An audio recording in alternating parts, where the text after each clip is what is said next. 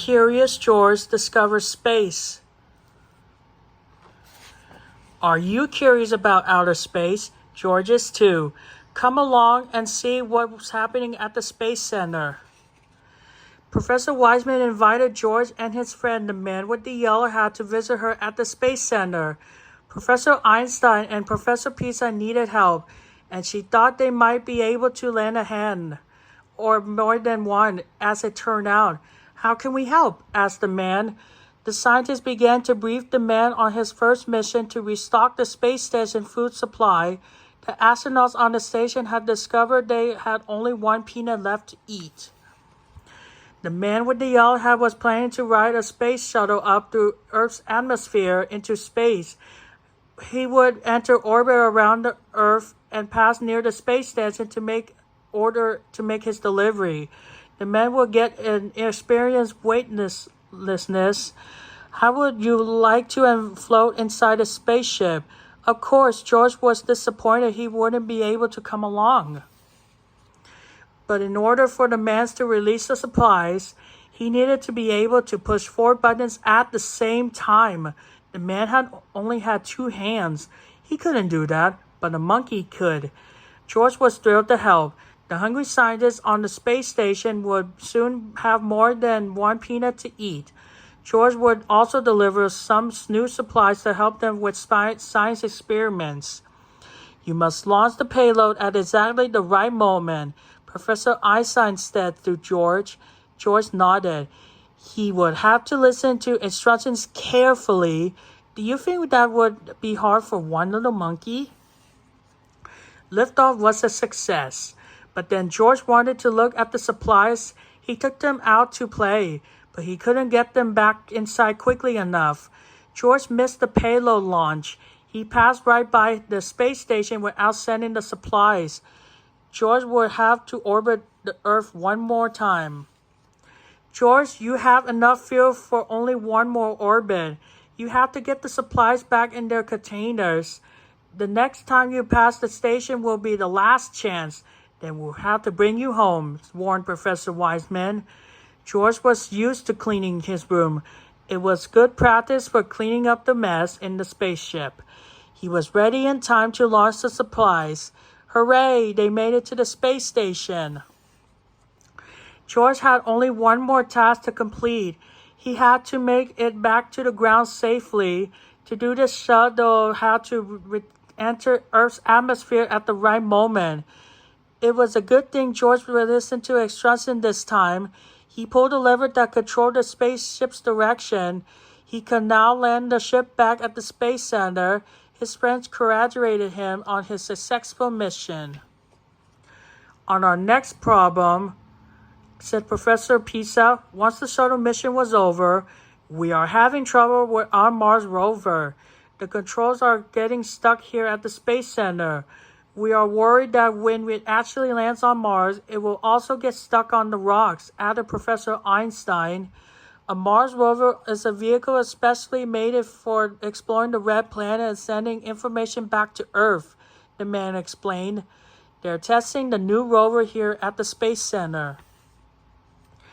George thought the Mars rover would be fun to drive, but he soon learned that they are operated by remote control only. Professor Einstein offered everyone a piece of chewing gum as he explained the sticky situation in the Space Control Center. You know there's a no-gum rule in here, Einstein, said Professor Pisa. Ah, you're right, said Professor Einstein. He opened a large metal drawer and drew his gum out. George was excited to see the launch of the latest Mars rover. He hoped they could figure out this problem together.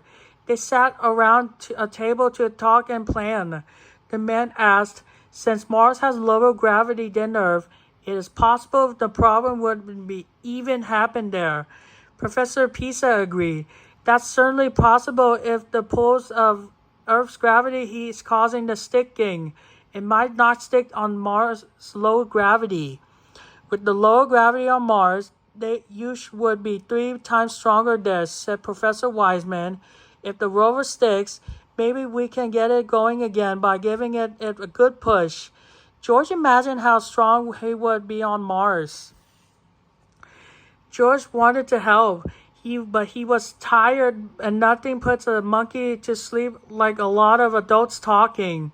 The last thing, George heard the man saying, if only we could send someone to Mars to push it. George fell fast asleep. He dreamed he was going to be the first monkey headed to Mars. In his dream, Professor Wiseman told him, it's an important mission, George. If the rover sticks, your job is to give it a good push. The man was going on the space mission with George. How lucky. George wouldn't be lonely on his trip. When the ship finally landed on Mars, George was sitting on the top of the Mars rover. When it was released, he went with it. The rover bounced along the surface on the red planet. George was on a runaway vehicle. Lucky for George, he found a remote control that controlled the rover. He was able to slow down the rover. Phew! He also had a book about the Mars Trenton. Now he could explore Mars. George rode up to a very deep, very wide valley that looked like the Grand Canyon, only much larger.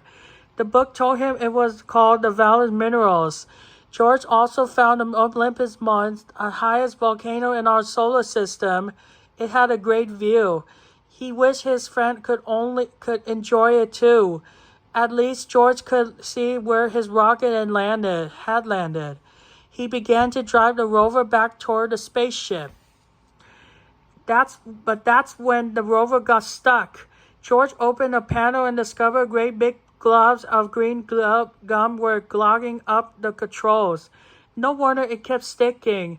Luckily, in the low gravity of Mars, George was able to use his super strength to pick up the vehicle and carry it back to the ship.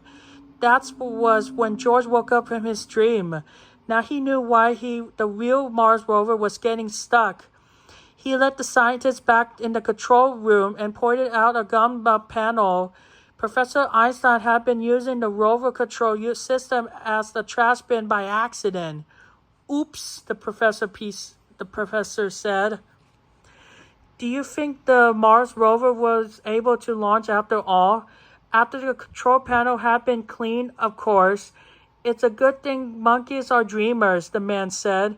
George agreed. He had many dreams as big as the one about traveling to Mars. Next stop, Pluto. The end.